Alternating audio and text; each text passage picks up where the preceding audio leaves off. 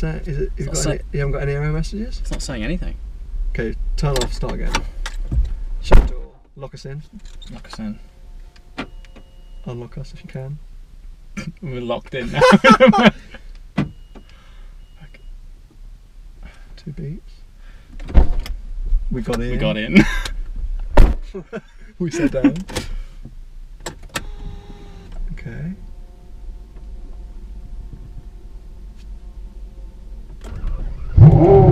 Oh! I've never had that happen before. Whoa, what was that? I don't know. No error message. It was going. No error at all. It just wasn't turning over. Well, it was turning over, but it wasn't firing. Something? Do you have a track or something? Like an immobilizer? Yeah, but it's on the key. Securely on the key. How appropriate for a living with video. Yeah. Guys, welcome back to the F12, and I'm sure you've noticed Sam from Seeing Through Glass in the passenger seats.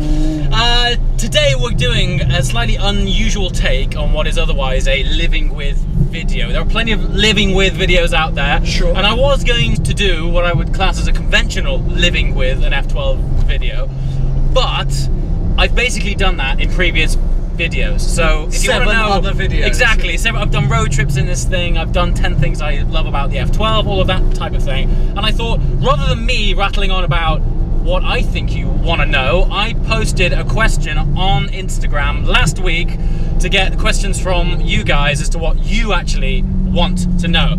And in typical Instagram style, we had over 210 questions. So thank you for that. Brilliant. But Sam is going to be quizmaster again, yep, as per our Q&A questions loaded, and he's going to pull them out at random. I have no idea what questions he's going to ask. Yeah, and we're going to get an insight into what you guys want to know about this car. The reason it came about as well is because I've recently done 10,000 miles in this F12, and it's not every day that someone gets that much experience in a Ferrari F12. No. Yeah, so I think we're in a good position to give honest feedback on what it's like living with an F12. Over to you, Sam. Yeah, well you are, I'm not. Well, sure. I have no idea. idea. Although, interestingly, you've spent some time around it. You've been in it. We've been to the Evo Triangle together. I forgot my Ferrari hat. Mate, you're letting the side down. Ferrari! Fanboy. Such a fanboy. Right, yeah, so over to me. So I'm Quizmaster Central. Yes. I'm going to throw your audience's questions at you, and then maybe chuck in some unexpected ones as well. Fire away, man, by all means. Do you want me to tell you who asked it? Yeah, I think it's nice to know. It's nice to read out those complicated names that mean no sense at all. Yeah, you just want me to just struggle with this. The first question is going to be from Danstagram96. Danstagram. Solid. I see what you did there, Dan. How much does a tank of fuel cost, and how many miles does it get you? So the tank is a decent size because it's a GT car. So with high octane, and high octane in England's 97, so it's not that high octane. From empty, you're looking just under £100. Okay. And how much you get out of it very much depends on how you drive it. Of course, as any fuel as range. anything. But say on a long run like we did when we drove down to Monaco, you could get 380 miles out of a tank. Okay. Obviously, it doesn't sound great for £100, no, yeah. but this is a V12 and it drinks with 2 straws. But also, can I say that my Jag 5-litre V8 does 80 quid and 350 miles. Okay, so not horrific, not horrendous. All the Jag is horrendous. All the drag is terrible. But again, and I'm likening this to events that the experiences we both shared when we drove to the Alps and had that amazing driving day.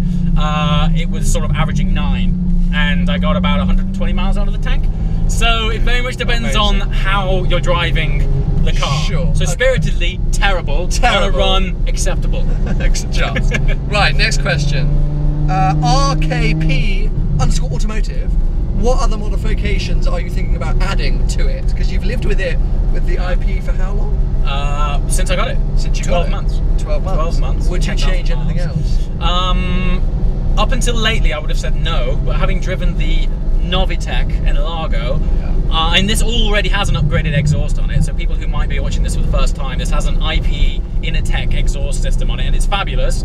But I drove an n-largo which has a full Novitec system on it, and I would be inclined to go the full step. Not necessarily Novitec, because I already have the half system on this that's already been paid for. Sure. So I could go the other half, and it would be similar.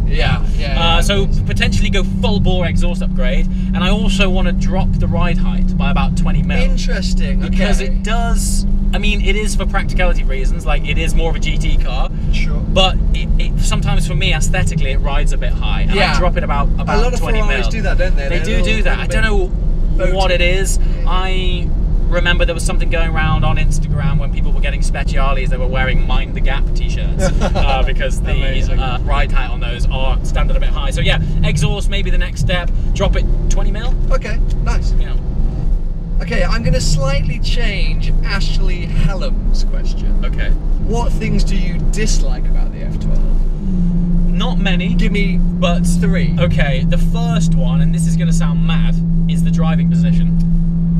Yeah, now hear me out, right? Okay, I'm listening. So, and I think this is totally personal preference. I don't think it is a bad driving position, but the way I liked to drive, I like the wheel a bit closer to my chest. Okay. But to compensate for that, I want the chair to go back so my legs aren't bunched up. Okay. Now, the rack on the F12 doesn't come far enough back. I would like it to come an extra inch forward so that I could grip it like here rather than here. Sure. But I'm compensating for that by sliding the whole chair forward and bringing the seat up. Yourself. And my whole body does feel a bit bunched. Okay. And on a longer journey, I do get the sort of irritating sort of aches that I wouldn't associate with what is a Grand Tourer. Yeah, for sure. I mean, I feel like that's your own psychological issues. That's my own thing. Yeah, that's my own. You go with that. Yeah. It is totally my own issue. You have those issues. So again, we're all different shapes and sizes, and my driving preference is probably a bit odd. But yeah, so driving position, I would also like to be a little bit lower with the arse. But anyway, so yeah, seating position 1. Sure. Number 2. It's quite a big car, so when it's fine in the countryside and whatnot, when on the occasion that I bring it into London, I'm aware of it. Aware of how big it is. Yeah, I've sort of, and it feels like it's turning from the front. Like, that sounds really odd, but because the bonnet, like, you could land an aircraft on that. It's like 12 foot long. Yeah, the bonnet. When you're sort of turning with it, you're very aware that there's this mass up front that sort of, the nose is moving. It's not the car almost. And so that it's not a problem. It's something you get used to. And number 3, I'm not sure. Okay, let's I don't know. I'm going to come up with number 3. You come up with 3. Yeah, the thing that I dislike about this car. Yeah. This car specifically, or the F12? No, your car. Okay, I've got a third one for you. Okay, you go. This car specifically is cream Alcantara on the middle of the seats. What idiot would spec that? What a disaster! So it absorbs gene stain. Yeah. It thrives off it. Yeah. So that. And on a hot day, you like. On a hot, So that I would probably not go for next time. Okay, so quickly on that then. Yeah. Freestyle Quizmaster now. Yeah, absolutely, off the beaten track. If you were to order another F12 tomorrow, what would you change in terms of spec? Well, these two things tie into each other. Driving position, I'd go sports seats instead of Daytona touring seats. Okay. And I wouldn't have Alcantara in the middle unless the whole colour was black. Interestingly, in relation to the beginning of this video, VP Kenneth has asked, how did you experience the reliability of the F12 so far, engine electronics wise?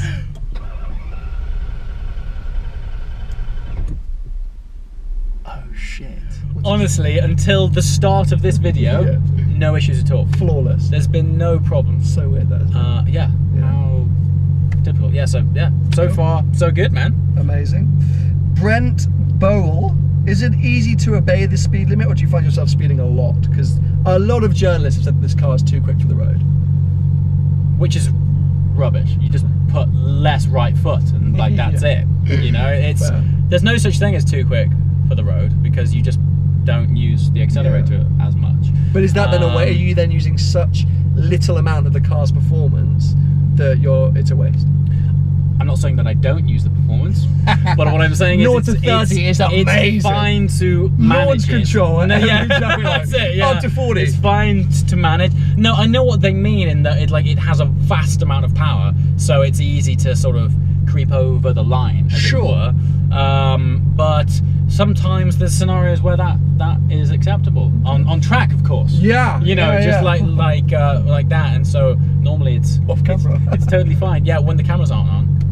Okay, so let's see what else we've got here. I can't remember who asked this now, so apologies. But what's it like as a Ferrari owner, specifically an F12 owner, with all the button placement? Because it's very unique Ferraris. They put everything on the steering wheel and then all over the cabin. Yeah, it's something you get used to. Even though you couldn't find any buttons. Yeah, but that was something I hope you weren't going to mention, because that's more of a first world problem than it is you have too many cars. Yeah, that's jumping between cars and like spending time in one car. And then you still get those signals even in the F12. Yeah, that's just spending time in one car and then coming back and realising that the buttons are on opposite sides. Okay, that aside, I could take it or leave it. Sure. I don't know. It's something you just get used to, really. Yeah, it doesn't, because I think their idea, wasn't it? It was more involved driving. You don't have to take your hands off the steering wheel, all that sort of nonsense. But yeah, when you're driving that hard, you're not indicating anyway. So, a couple of Quizmaster specials. Go on. So 2 things, mainly about storage space. Right. Did you get the luggage pack? I didn't. No, would you want it? No, it's like a 12 grand option. But the bags would look so nice back there. They would look nice. Have you ever used the straps? Never. No, I just throw a bag in the back. To be honest, even on road trips, I don't pack enough to put on the back. It all goes in the boot. Yeah. So tying in with the boot question earlier, boot's good. Boot's good, okay, fine. The back is just show-off bags. Yeah, okay. I don't think I'd use them. Okay, so this one we know the answer to, but I think people don't always realise. Yeah. Please tell us the running costs from _Snapey, servicing, tyres, fuel, etc. We've obviously come on to fuel. Yeah, fuel we've done. Okay, one of the reasons that I actually did the video in this format was, I'll be honest, I did go out and begin filming a living with video on my normal format. And then it became really boring really quickly, because the running costs of this are pretty much zero. And I say that because when you buy a new Ferrari, it comes with a 4-year warranty and a 7-year service pack. I mean, the Fiat 500s don't come with that. It's crazy. So running costs outside of petrol, and they're dictated very much by how you drive it anyway. Sure. So I can't comment on that. I tend to go through tyres because I drive it quite spiritedly, and to be fair, you can get really good deals on tyres now online. Yeah, they're never that crazy. Insert tyre sponsor here. Anyone who would like to sponsor me with some tyres? I've heard Michelin are great. Wonder who you're sponsored by. The other thing which everyone always asks about running costs, so insurance, no one can tell you how much a car costs to insure. Exactly, because everyone's circumstances are so different. Yeah, that's the way that insurance is calculated on your job, your age, your location. If you've had a crash, if you've written off a Scuderia, things like that. So, yeah. So even though entry point to buying one of these cars is expensive, running them is by the by, really. Yeah, actually pretty good compared to some amazing. Other cars. Yeah.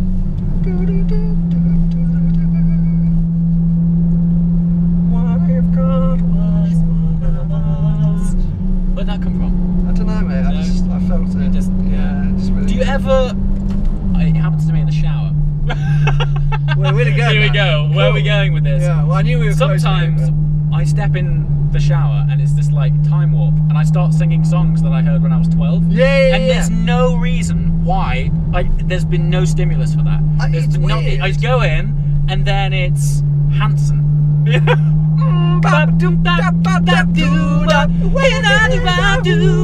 Oh my god, you know they made a comeback the other day? Like a so I heard. 20-year anniversary or something. Yeah, you know. Hanson. So yeah, I find the shower is a time machine. I think as well. I like tunes. Oh, I don't know if we're having like a young life crisis. Yeah. I've really got back into WWF wrestling recently. You're having a crisis. This applies nothing to do with the F12, by the way. But. Niels 1.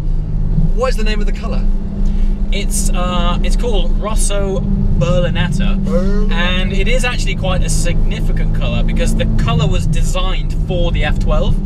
and it was launched on the F12 at Pebble Beach.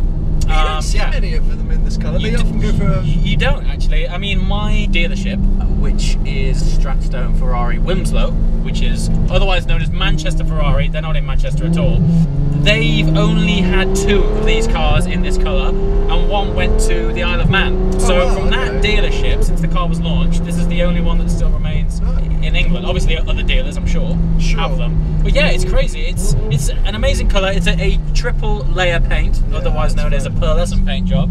And as a result, in the sunshine, it's fantastic, and in overcast, it looks like an aubergine. So, yeah. Love them aubergine vibes. How long do you envisage keeping this car for? Until the next one comes out. The replacement? The replacement F12. What if an F12 GTO came out? I will take this. I will take the F12 GTO. Okay. If they were to do a more hardcore another TDF, level above the two, like an F12 GTO Speciale, Aperta, then I'd take this. Yeah, absolutely. Yeah, for sure. You get on that straight away. Okay, fine. Yeah. As always, thank you for watching. If there is any other questions that you have about anything, text me. Yeah. But stick them. What I'll do is I'll put up a sort of video about this going live. By all means, ask questions below that, and I can answer those again. But otherwise, there it was. Quickfire round. Thank you for all your questions. Sorry if we missed any out. Yeah, we'll see you next time. As always, be sure to check out Sam's channel because he's got some great content at it. I'm mildly jealous. He had some hot laps with none other than Sebastian Vettel. It's pretty mega. See you later, guys. Ciao.